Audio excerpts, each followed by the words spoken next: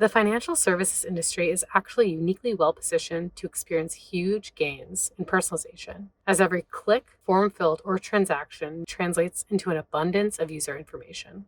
So, why hasn't the industry been completely revolutionized yet? While 92% of organizations in the industry believe personalization is valuable and beneficial, financial institutions face a unique challenge as one of the most heavily regulated industries. It takes longer for them to implement changes in the way that they do business. These regulations become even more complicated when you take into account the structural silos that arise as a result from them. FIs usually have multiple teams managing different pieces of the digital customer experience, meaning there might be a team that oversees the app, another team that oversees email, another team that oversees website, another team that oversees handling a specific page. This means valuable user information can easily get disconnected or lost altogether. So there's a structural issue in the adoption of personalization, but more importantly, there's a methodology issue. FIs are too focused on the future state of a website and the personalization and completely tailoring every experience unique to the user. So teams end up wasting time creating dozens and even hundreds of microsegments to support the delivery of one-to-one personalization, often creating negligible and disjointed experiences. Personalization is then seen as inefficient, unable to scale, and ineffective. It's a vicious cycle. But thankfully, there's an antidote to both these problems that will allow brands to become more efficient, effective, and agile: the primary audience strategy. Ultimately, the primary audience strategy simplifies and narrows the scope of the personalization program, helping FIs optimizing for macro segments. Check it out. A primary audience follows a few core guidelines. Audiences must be based on a single segmentation principle. This is simply how you slice and dice your audience. Examples include engagement level. Are they logging in? Are they making payments? Are they automatic? Are they engaged in other telling activities?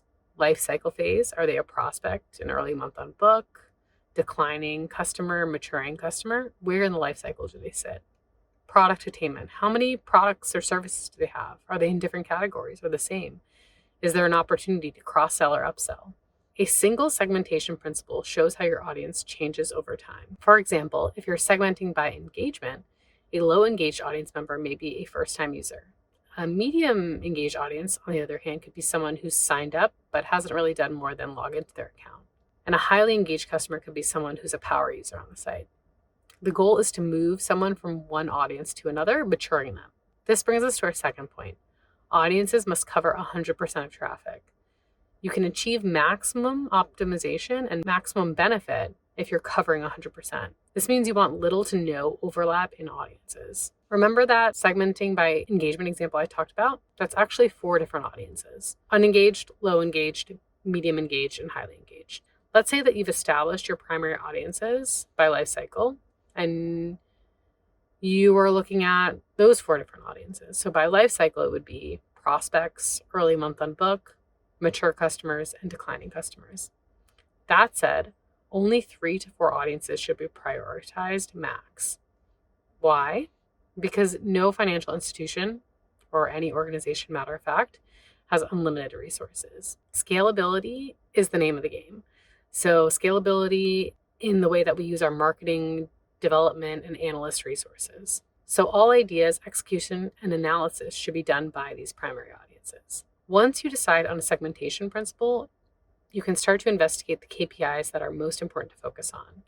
These could be things like application start, complete, mobile app downloads, form submissions, click-through rates on different parts of the site. From there, you can identify the use cases. Now let's see what this looks like in action. Let's say you've established your primary audiences based on life cycle, as we discussed before, and let's start with prospects. You've honed in, you're focused on apply clicks, the strategy. For prospects, you probably need to understand what their wants and needs are, and specifically why they want to apply for the card. So you decide to add a 5-question overlay asking about their interests and showing them relevant articles or products to help them complete, ultimately matching them with the right product so that they can hit that KPI of apply click. After that user becomes a prospect or an early month on book card holder, your next goal is to retain those users. You decide you want to increase click-through rates on specific actions like app downloads, auto pay, registration, different ways to spend.